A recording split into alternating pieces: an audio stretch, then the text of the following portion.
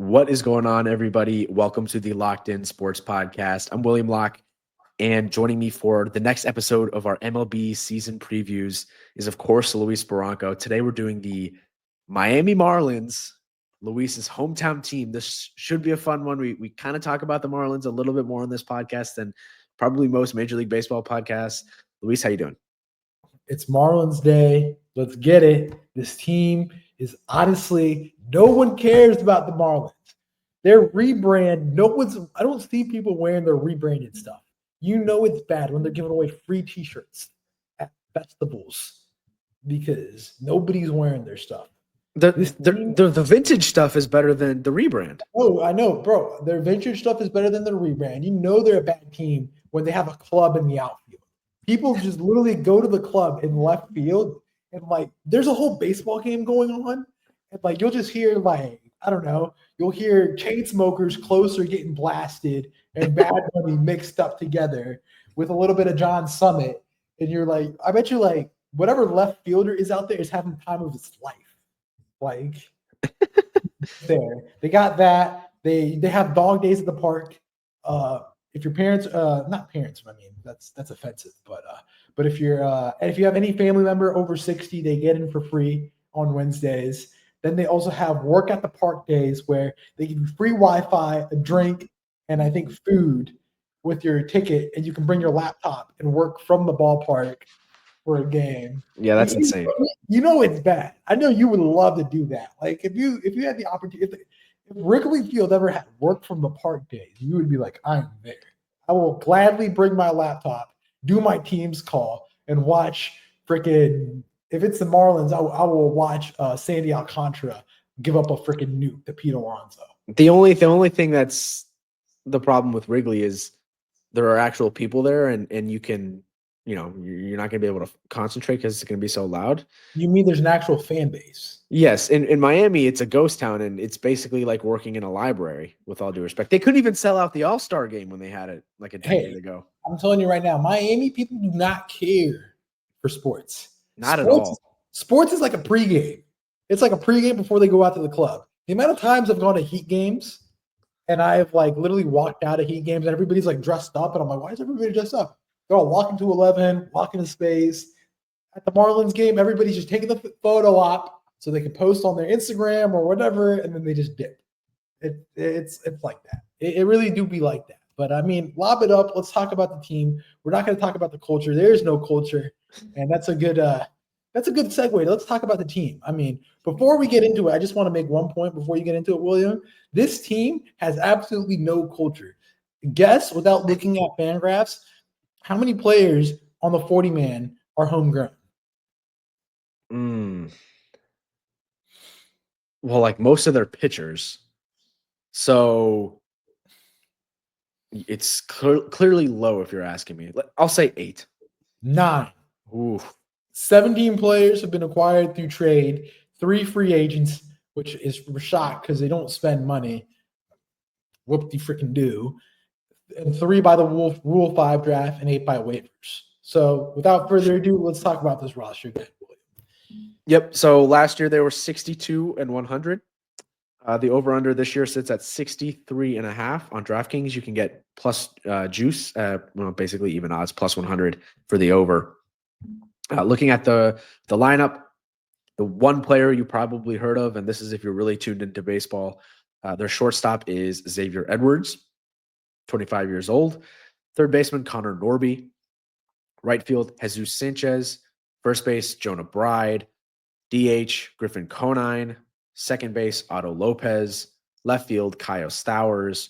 Center field, Dane Myers. Nick Fortes is their catcher. On the bench, Derek Hill, Eric Wagaman, Javier Sanoa, and Liam Hicks. And then the rotation is where things take a turn for the better.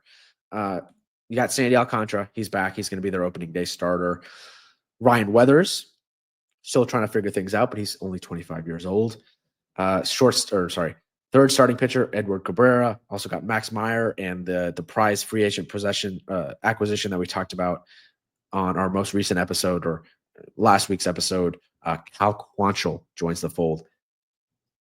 The bullpen, which you mentioned, they're season ticket reps, whatever, said is the strength of this team. It is led by probably Calvin Fosher, Jesus Tonico. They got Anthony Bender.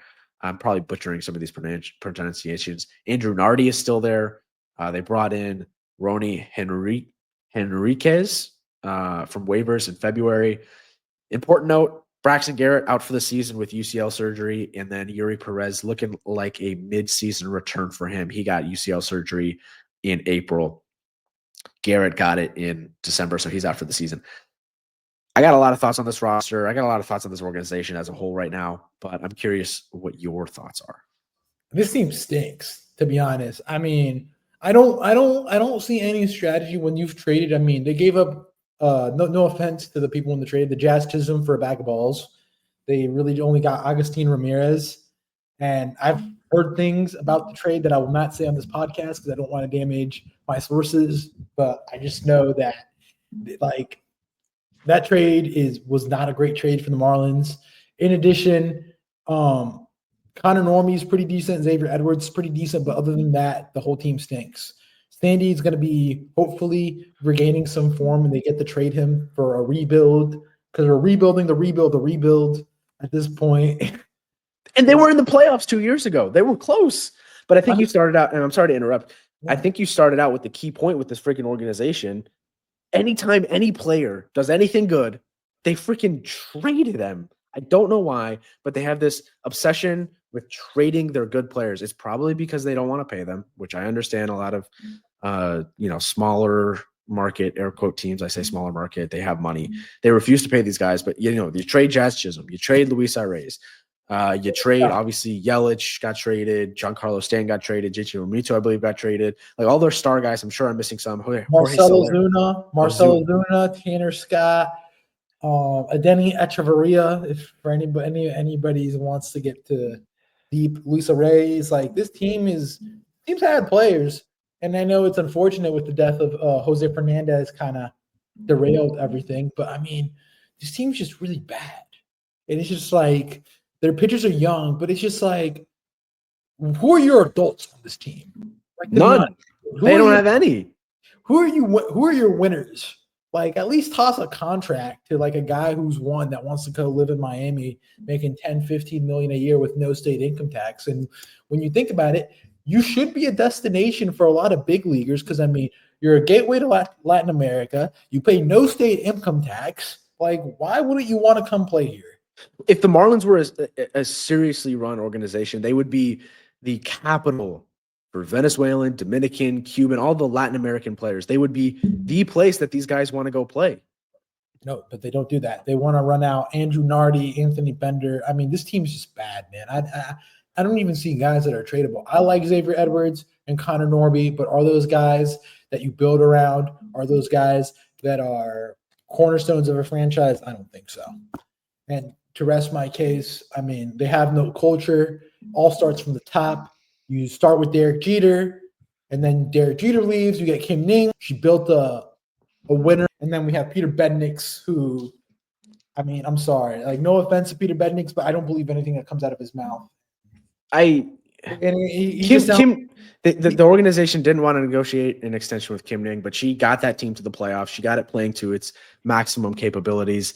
Obviously, they had Don Mattingly at manager, who's now gone, but they bring in Peter Bendix from Tampa Bay, who's like touted as this, next generation GM, the next generation Theo Epstein. I'm like, I just don't see it with this dude. Like everything that they do is just negative right now. They're trading away anything that does anything good. And it's all of these like, trading trading for 75 cents on the dollar type of. And then bad contracts. Don't forget the Avisario Garcia contract. Awful contract.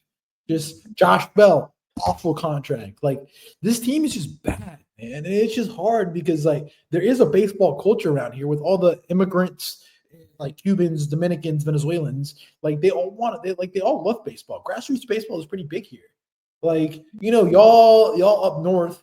I know that kind of sounds like very general, but everything's up north from Miami. But y'all play basketball. Here, I'm driving my car from the gym, from work, and people are having a pickup baseball game on the side on the diamond. This is probably the only place where I've seen more more baseball diamonds than basketball courts. Like Yeah. people want to play ball here. Yeah, it's in the culture. If they could just build a winning team, and they have in the past, they won the World Series in '97 and '03. They had really good teams. Spent a lot of money to go out and acquire a lot of those players. But I just don't get it with Bendix. Like everything they're doing, they're trading players for 75 cents on the dollar. The Tanner Scott trade, the Jazz Chisholm trade was really bad. You're betting on a lot of these prospects when obviously statistics prove it out. Like the majority of prospects don't work out. Like this, if you look at this team on Fangraphs, the roster on paper, I think it's the least talented team in baseball. 100%.